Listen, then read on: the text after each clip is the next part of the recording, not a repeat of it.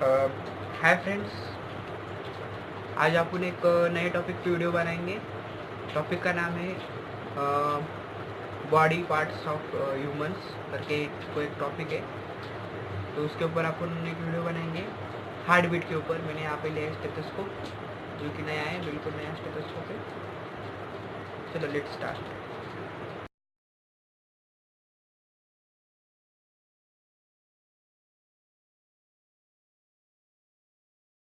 ये देखो, मैंने स्टेथोस्कोप लगा दिया है।